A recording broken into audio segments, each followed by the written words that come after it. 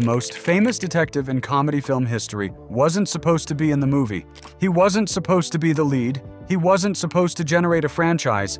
And the actor who played him received third billing on a film that everyone remembers as his, Peter Sellers. Third billing on the Pink Panther. The 1963 film was David Niven's vehicle, a sophisticated caper comedy about a suave jewel thief pursuing a priceless diamond. Inspector Clouseau was the comic relief, the bumbling antagonist, a supporting character who provided slapstick contrast to an otherwise elegant crime story, a role that Peter Ustinov had been cast in before the whole project nearly collapsed over a staffing dispute. And then Sellers got on a plane, showed up in Rome, and stole the film so completely that David Niven would eventually ask that the Pink Panther theme not be played as his walk-on music at an award ceremony. Because, in his words, that's not really my film.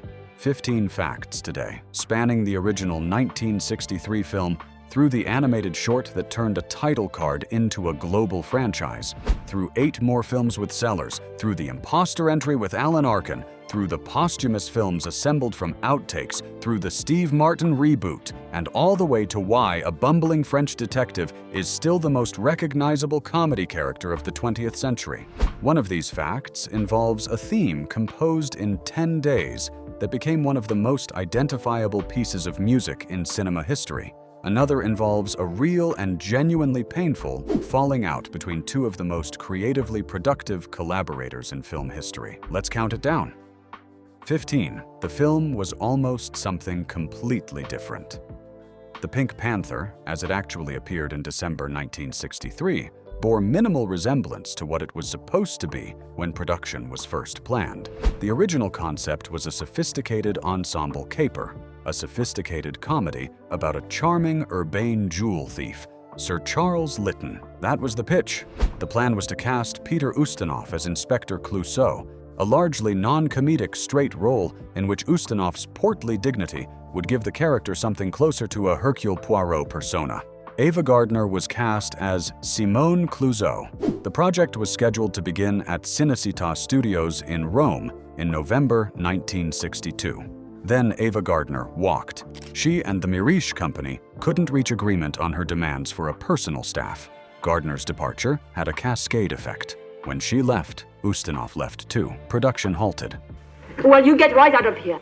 Now, what kind of hospitality is that? The Mirisch Company sued Ustinov for breach of contract. The project sat without its 2 leads, delayed for weeks, with a director and no cast. Blake Edwards, brought in to direct, took a vacation in Rome. On that vacation, he met Peter Sellers. He quickly recognized what Sellers could do and cast him as Clouseau, moving the role from Ustinov's dignified, straight man interpretation toward something more overtly comedic. Capucine replaced Gardner as Simone. The project restructured and restarted. The film that was supposed to be a Niven vehicle with Ustinov as a dignified foil became, through 2 cast collapses and a chance vacation encounter, the launching pad for one of cinema's most beloved comic characters. The accidents that built it were more consequential than any decision that was made on purpose. 14. The animated Pink Panther was an opening credits afterthought. The cartoon character of the Pink Panther, the elegant, wordless, lavender-colored feline, whose animated adventures across hundreds of shorts and several television series became one of the most recognizable animation franchises of the late 20th century, was created specifically for the opening credits sequence of the 1963 film. Some idea of what takes place in the picture? Not as a spin-off opportunity, not as a planned franchise extension, as a way to make a title card interesting. The opening credits sequence was designed by DePatie Freleng Enterprises, an animation studio run by David H. DePatie and Friz Freleng, the same Friz Freleng who had been a key director at Warner Brothers during the Looney Tunes golden age. The Pink Panther diamond at the center of the film's plot needed to be introduced. Edwards wanted something visually interesting for the opening. DePatie Freleng produced an animated sequence featuring a sleek pink cat interacting with a cartoon version of the Inspector Clouseau character. The United Artists executives saw the sequence and loved it. They loved it enough to contact DePatie Freleng about producing a short film featuring the cartoon character to be released alongside the feature. The result was The Pink Fink, a 6-minute cartoon short that won the Academy Award for Best Animated Short Film at the 1965 ceremony. From there, a series of theatrical shorts, a television series, another television series, and an animated franchise that ran in various forms alongside and separate from the live-action films for decades. All of it descended from a decision to make the title card more entertaining. The Cartoon Cat was an opening credits solution. It became a parallel franchise. Sometimes the thing you design to solve a small problem solves a much larger one. 13. Henry Mancini composed the most famous theme in 10 days. The Pink Panther theme, that sinuous two-note saxophone figure descending into a jazz-inflected groove that is among the most immediately recognizable pieces of film music ever recorded, was composed by Henry Mancini in approximately 10 days. Mancini had already won multiple Grammy Awards by 1963, having scored Breakfast at Tiffany's for Blake Edwards 2 years earlier. The two men had a collaborative relationship and a mutual understanding of what the other was reaching for. When Edwards gave Mancini the brief for The Pink Panther, something that felt like the suave, jazzy spy thriller aesthetic of the early 1960s, something that could carry the film's specific combination of elegance and absurdity, Mancini produced the theme in a remarkably short span. The theme was recorded and delivered. The film was cut around it. The specific quality of the melody, its coolness, its slight sense of lurking menace. There's something else about that beard. It's really terrific. Its refusal to be either fully comic or fully serious matched Blake Edwards's tonal approach so precisely that the music became inseparable from the character. Every subsequent Pink Panther film, with very few exceptions, used variations of Mancini's theme. The melody appeared in the opening of films Mancini didn't score. It appeared in advertising. It appeared in every Saturday morning cartoon version of the franchise. The AFI listed The Pink Panther among its 100 years of film scores. Mancini died in June 1994, the same year Son of the Pink Panther, the last film in the original series, was released. He had devoted significant creative energy to a franchise for over 30 years, from a theme he wrote in 10 days. 10 days to write one of the most memorable melodies in the history of cinema. Mancini made it look like the work of an afternoon. 12. Sellers invented Clouseau's accent without permission. Inspector Clouseau's French accent, the specific, improbable, phonetically inconsistent delivery that turns room into rium and bomb into bium, and makes every sentence sound like a diplomatic incident, is one of the most imitated accents in comedy history. It is also, in the most literal sense, a fabrication, an invention, a piece of creative fiction applied to the French language by a man who spoke no French. Sellers developed the accent himself, without consultation with the film's writing team or with Blake Edwards's specific direction. And it was very interesting to see the reaction. He was playing a French detective, and he needed to sound French in a way that was immediately comic, that communicated Clouseau's combination of dignity and delusion through the specific music of his speech. What he arrived at was not a real French accent. It was a caricature of one, exaggerated in specific phonetic directions, given a particular rhythm of confident mispronunciation, shaped by Sellers's ear for the comic possibilities of someone who doesn't know he sounds absurd. The real France objected occasionally. The French consul in London reportedly complained about the portrayal. Various French cultural bodies noted with displeasure that the inspector's accent bore little relationship to any actual French regional variety. Sellers continued using it across 6 films. It became the character. Not a French accent, but the Clouseau accent, a completely specific comic invention that exists only in those films and in the imitations they have generated. He made it up. It became the definitive comedic representation of a French detective in the English-speaking world. That is either a tribute to his genius or a significant affront to the French Republic, possibly both simultaneously.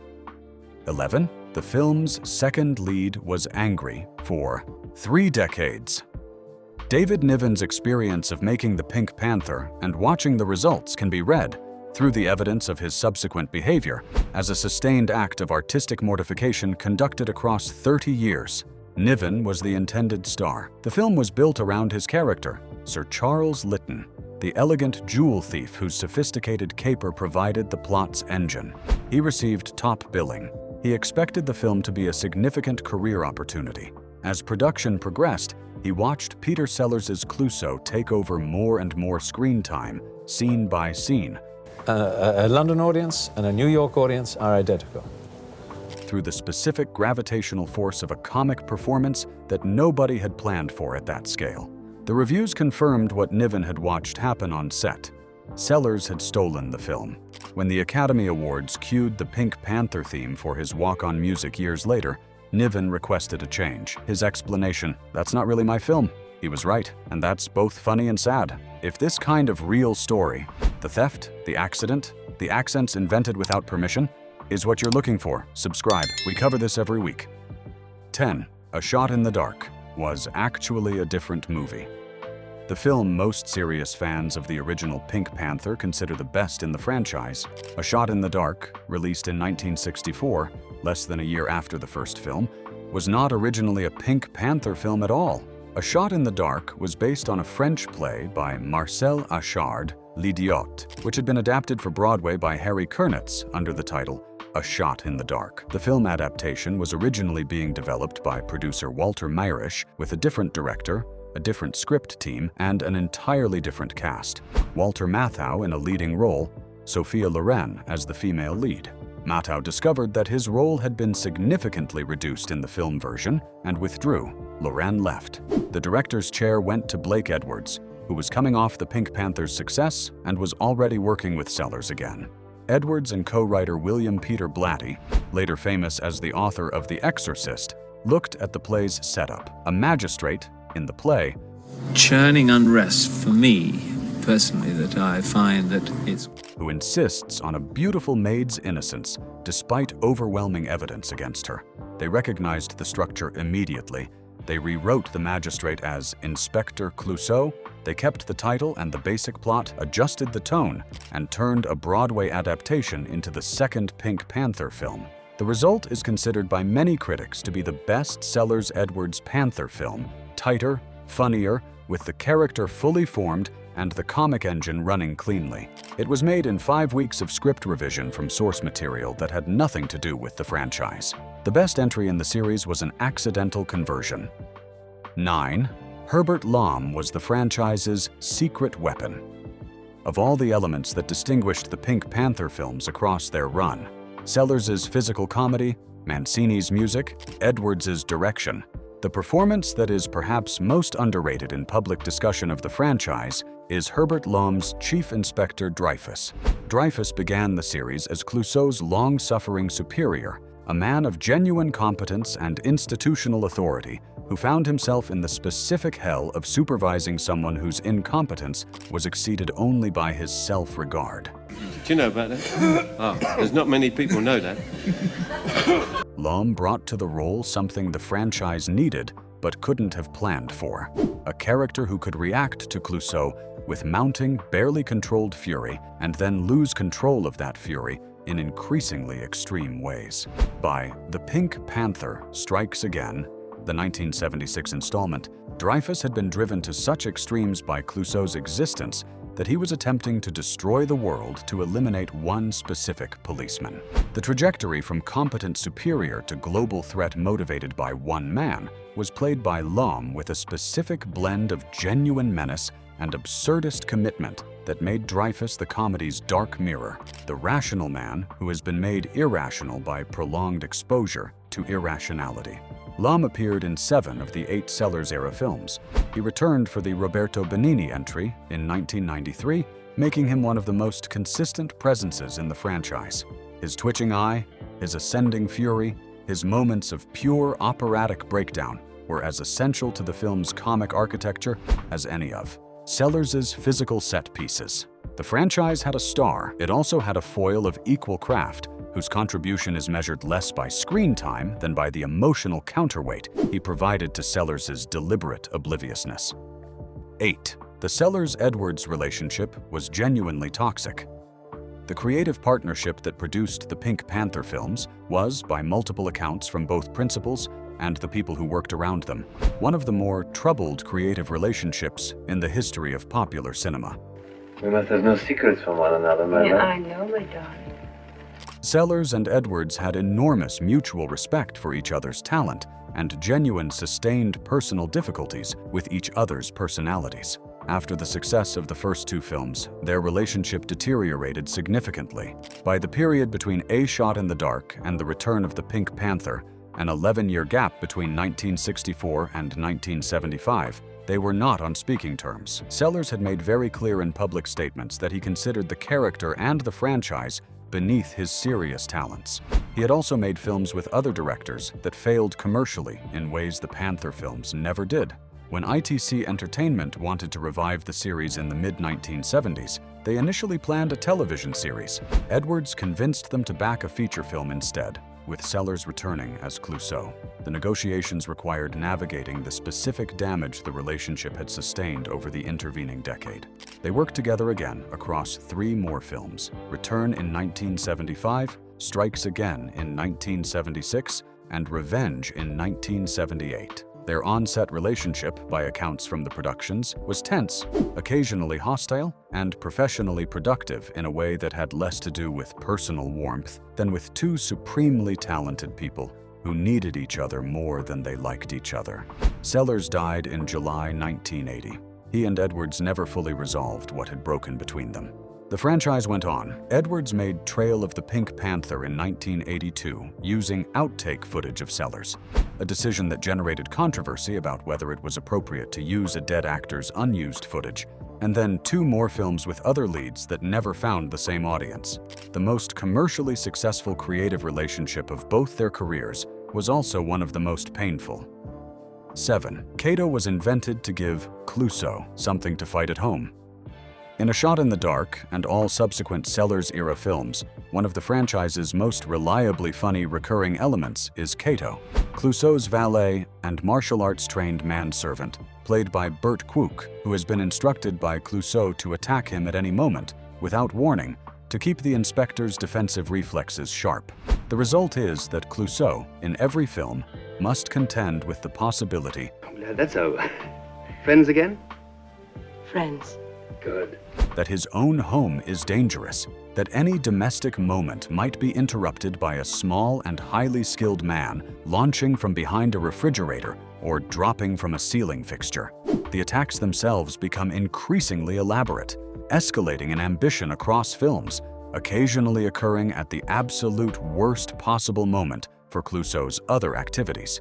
Kwok brought a specific quality to Kato that elevated the character beyond comic prop: a complete physical commitment, a genuine athletic skill in the fight choreography, and a deadpan, dignified manner that made the character's willingness to attack his employer feel like a professional obligation being fulfilled to the letter. Kato was never reluctant, he was never gleeful. He was simply doing the job he had been hired to do, in the moment his employer had specified, with total professional dedication. Kwok appeared in 7 of the 8 Sellers-era films and returned for the 1993 Benigni entry. He became so associated with the role that his biography is inseparable from the franchise, one of those actor-character relationships so complete that the person and the role have essentially merged in the public imagination. Bert Kwok died in May 2016. No one since has successfully reproduced Kato's specific combination of implacable professionalism and complete readiness to hit his employer with a broom. 6. The Pink Panther. Diamond is a real object named for a fictional flaw. The MacGuffin at the center of the franchise, the priceless gem whose theft drives the plots of multiple films, has a specific origin in the film's mythology that most viewers never fully absorbed on first watch.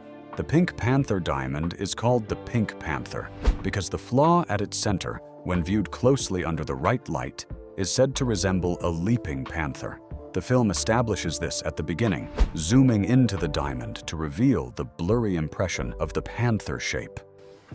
Inspector Clouseau, how much money do you make? Which becomes the animated character of the opening sequence. This was the franchise's foundational creative decision. the chain of logic that connected a pink cartoon cat to a film about a jewel thief to a French detective who has nothing to do with either. The diamond explains the cartoon explains the title explains the franchise. Everything flows from the decision to give the gem a name that had an image inside it. The phrase Pink Panther subsequently appeared in every film title, even when the diamond itself didn't feature in the plot. The Curse of the Pink Panther, The Return of the Pink Panther, The Revenge of the Pink Panther. Most of those films barely involved the physical gem. The name had become brand rather than reference, something that communicated Sellers and comedy and Mancini's theme to audiences regardless of whether any panther, pink, or otherwise appeared on screen. A fictional flaw in a fictional diamond created a brand that outlasted both the films that used it and the actor most associated with it. 5. The 1968 Imposter film is the franchise's most awkward chapter. In 1968, with Sellers and Edwards estranged and the franchise in a 3-year creative pause, the Mirisch Corporation, which owned the rights to the Pink Panther and Clouseau characters, made a decision to move forward without either of them. The result was Inspector Clouseau, a standalone film starring Alan Arkin as Jacques Clouseau and directed by Bud Yorkin.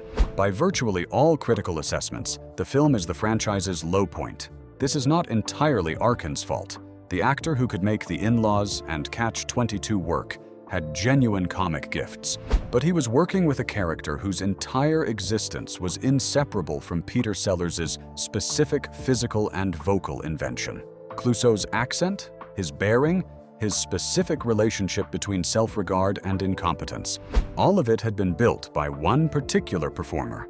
Another performer, however skilled, was working in another man's shadow. Because anyone can do that. The 1968 film exists. It is useful as a document, proof that Sellers had made Clouseau so specifically himself that the character and the actor had become the same thing. 4. The posthumous films used outtake footage of a dead man. Peter Sellers died on July 24, 1980. He was 54 years old. The cause was a massive heart attack, connected to the heart condition that had plagued him since a near-fatal series of heart attacks in 1964. He left behind an enormous body of work and a franchise that, without him, had no obvious path forward. Blake Edwards' response was Trail of the Pink Panther, released in 1982. The film was constructed primarily from unused footage of Sellers from the 3 films they'd made together in the late 1970s.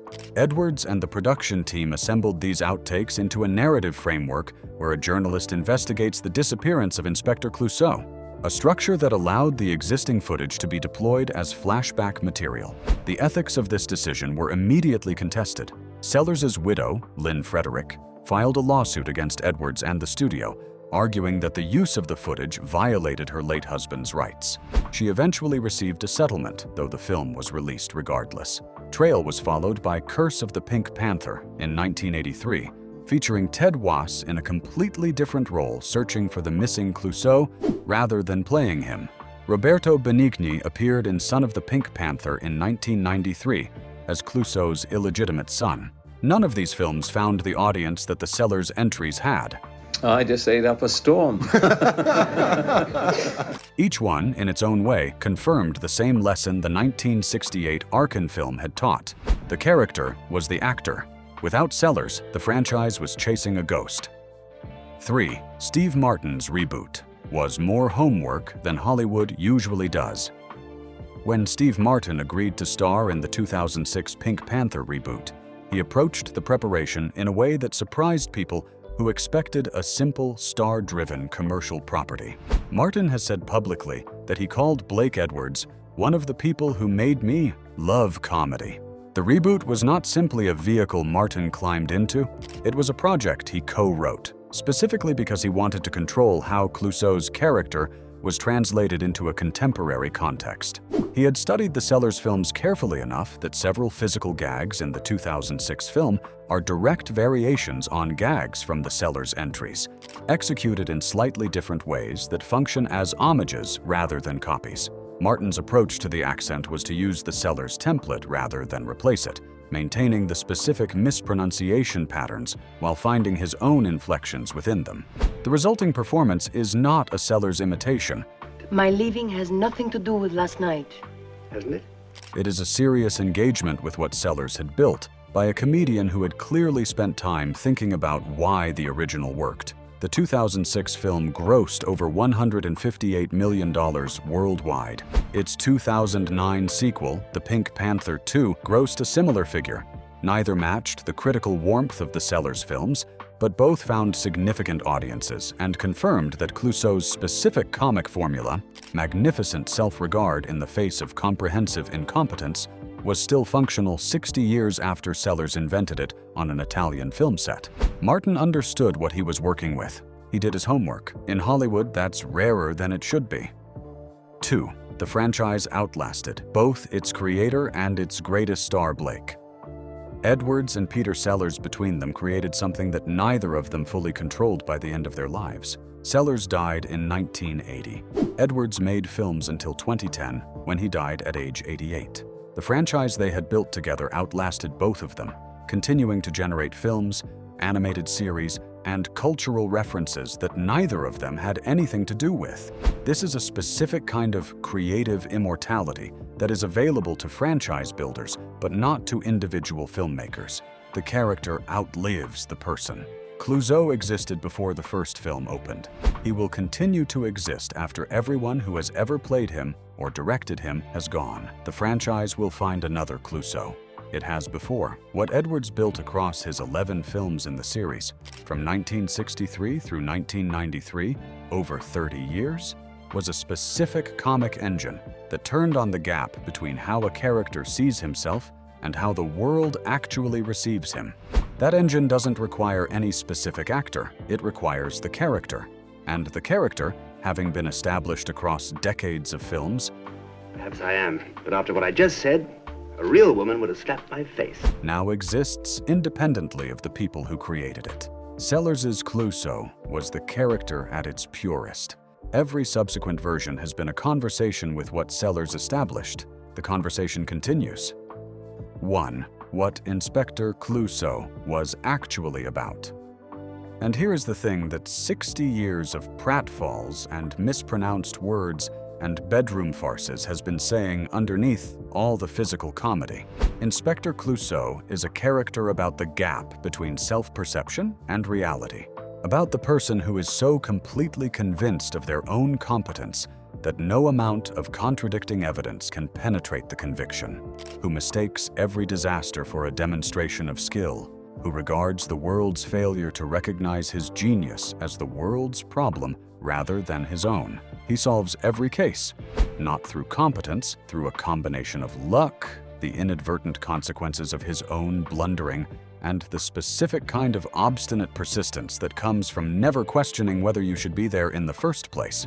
Clouseau continues when any rational person would stop, because it genuinely never occurs to him that stopping is an option. The possibility of failure exists nowhere in his cognitive architecture. What makes this funny is the specific pleasure of watching someone whose map of reality is completely wrong, and who succeeds anyway. Not because the map eventually becomes correct, but because reality, in some perverse way, accommodates itself to the conviction. The accidents become solutions, the disasters become evidence. The man who has no idea what he's doing turns out, somehow, to have found the right answer through entirely wrong means. That's not just a comic premise. It's a specific comment on the relationship between confidence and outcome, on what it means to believe in yourself so completely that the belief itself changes what's possible. Why the person who doesn't know they can't succeed sometimes does. Blake Edwards made 11 films exploring that gap. Peter Sellers inhabited it for 20 years. Henry Mancini gave it the coolest two-note theme in the history of cinema. The Panther is still walking, still leaning against walls, still mispronouncing things, still completely convinced he's the greatest detective in the world. He might even be right. 15 facts, one franchise, and the question that has never been resolved. Is Peter Sellers' Clouseau the greatest single comedic performance in the history of film? Or is it a brilliant character trapped inside increasingly tired material? Drop your answer in the comments. Subscribe for more of this. We'll be back next week.